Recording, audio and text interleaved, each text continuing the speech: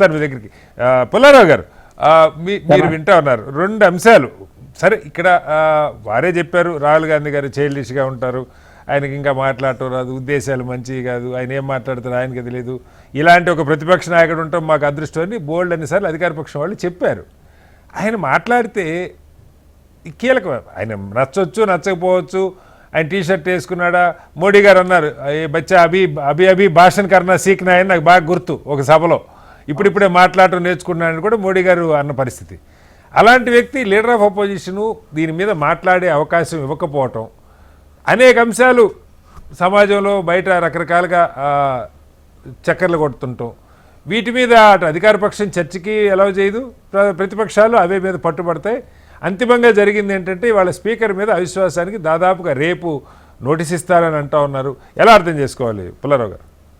ఒకటి తప్పకుండా అపోజిషన్ ఢిల్లీలో ఏంటి, హైదరాబాద్లో ఏంటి, అమరావతి ఏంటి, ఎవరైతే పరిపాలిస్తున్నారో వాళ్ళకి మర్యాద ఇవ్వాలి, వాళ్ళకి అడిగినవి అని చేయాలి, స్పెషల్గా చూడాలి.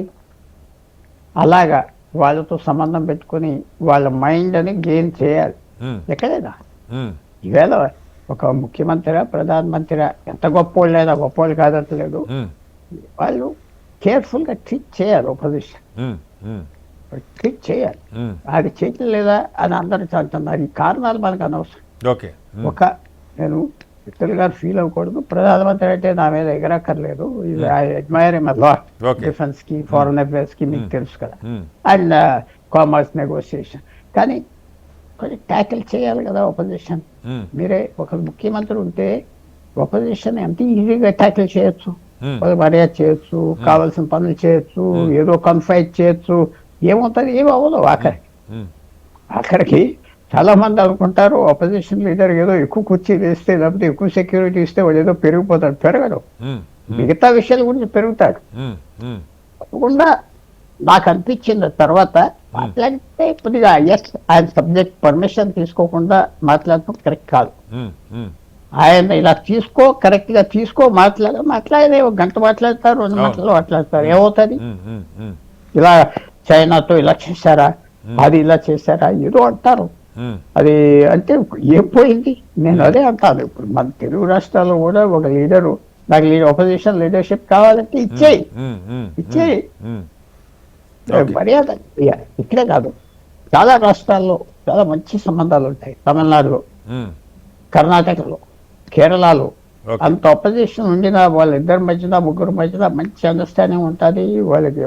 అది మరి చేయాలి, పవర్లో ఉన్న వాళ్ళు చేయాలి. Be Delhi, be Hyderabad or Amaravati. అంటే ఇక్కడ పార్లమెంటరీ అఫైర్స్ మినిస్టర్ ఉంటారు, స్పీకర్ గారు వాళ్ళతో మాట్లాడొచ్చు. కొంత ఒక మంచి వాతావరణంలో చర్చ జరిగే పరిస్థితి లేకుండా పోయిందా? వచ్చిన ప్రాబ్లం ఏంటంటే, నేను చెప్తున్నా, ఎలక్షన్ గెలిచాం కదా, ఎలక్షన్స్ హ్యావ్ కాన్సిక్వెన్సెస్ అని పెద్ద ఒక వదంతి ఉన్నది. ఎలక్షన్ కి పరిణామాలు ఉంటాయి. నువ్వు ఓడిపోయావు, నేను గెలిచాను, నువ్వు గుర్తుపెట్టుకో, నువ్వు మాట్లాడతావా? అది ఉన్నది కదా.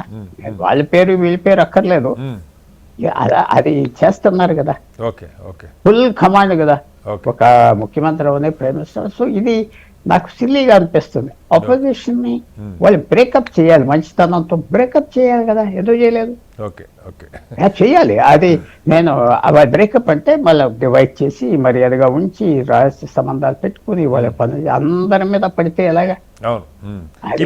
చాలా కాలంగా దూరంగా ఉన్న టీఎంసీ కూడా ఇప్పుడు మొత్తం కలిసిపోయారు ఈ విషయంలో. టీఎంసీ విషయం చెప్తున్నా.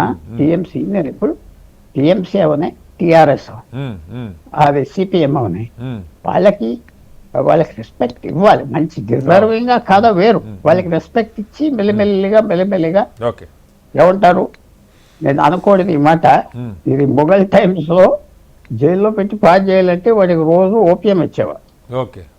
శుభ్రంగా 2-3 నెలలకు అలవాటు చేసి పడుకునేవాడు. ఔరంగజేబ్ చేసి కిల్ విత్ కైండ్నెస్, అడిగినంత ఇవ్వాలి, మర్యాద ఇచ్చేయాలి. అంటే ఏమవుతుంది, నీ పదవి ఎవరు దొబ్బలేదు కదా.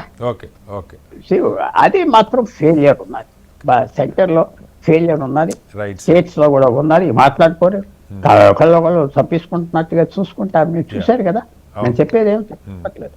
మళ్ళీ ఆ వస్తాను సార్. బ్రేక్ డౌన్ రాని ఓకే, ఆ ఒకసారి బ్రేక్ డౌన్ లేకుండా చేయాలి. Yeah. అది బ్రేక్ డౌన్ వచ్చాక ఇంత తప్పు చేశారు వాళ్ళు తప్పు చేశారు అంటాం మనం ఏదో డివైడ్ చేసుకోవచ్చు. అవును అవును బట్ డెసిమల్ ఫెయిలియర్ అని పక్కన ఓకే అని మాత్రం మనం క్లియర్గా చెప్తాం. Right sir. ఒకసారి